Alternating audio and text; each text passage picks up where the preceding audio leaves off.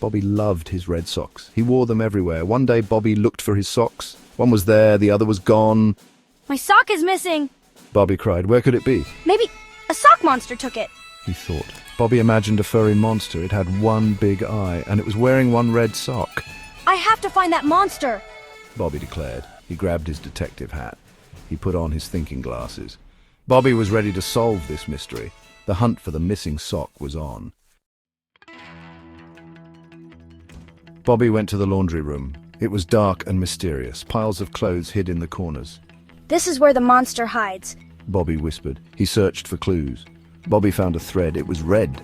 This must be from my sock. Bobby shouted. He used his magnifying glass. He examined the thread closely. The monster was here. Bobby decided. But where did it go? Bobby needed more clues.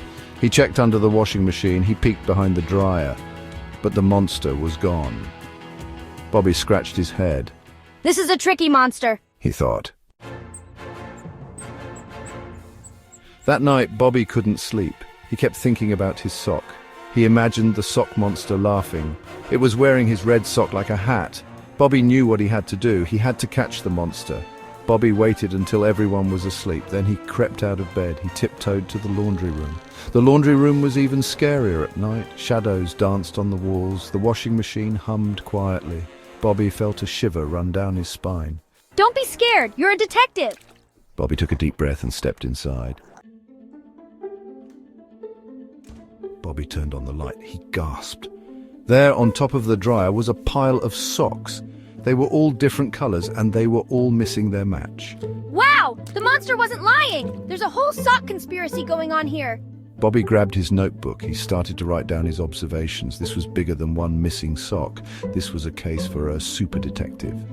Bobby spent the rest of the night investigating. He examined every sock carefully. He looked for clues. He made notes in his notebook. By morning, Bobby was exhausted, but he had a plan.